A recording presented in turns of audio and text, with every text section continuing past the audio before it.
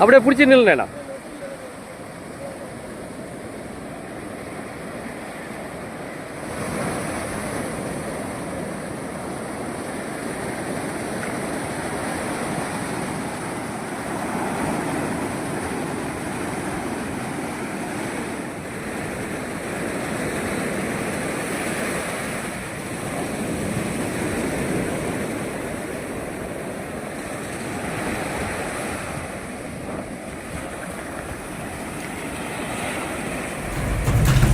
மெல்ல மெல்ல மிதந்து திடீரென கரை ஒதுங்கிய மஞ்சள் நிற மர்ம உருளை.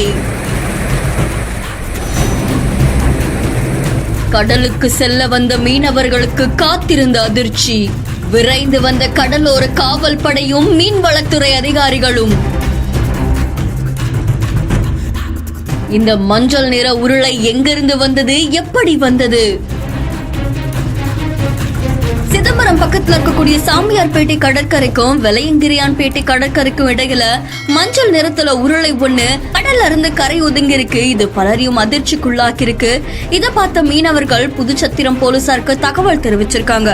சம்பவ இடத்துக்கு வந்த போலீசார் காவல் படைக்கும் மீன்வளத்துறை அதிகாரிகளுக்கும் தகவல் கொடுத்திருக்காங்க. அந்த பொருளை பார்த்த அதிகாரிகள் அதை பத்தி ஆய்வு செஞ்சுட்டு இருக்காங்களாமா.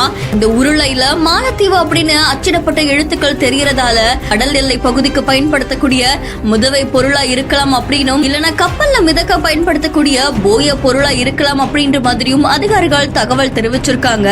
இருந்தாலும் திடீரென மீனவ கிராமத்துல இப்படி ஒரு பெரிய உருளை மாதிரியான ஒரு பொருள் கரை ஒதுங்கி இருக்கிறது அங்க இருக்கக்கூடிய மீனவர்களை அச்சமடைய செஞ்சிருக்கு. சில மாசங்களுக்கு முன்னாடி இதே மாதிரி ஒரு பொருள் கரை ஒதுங்கினதாகவும் சொல்லப்படுது.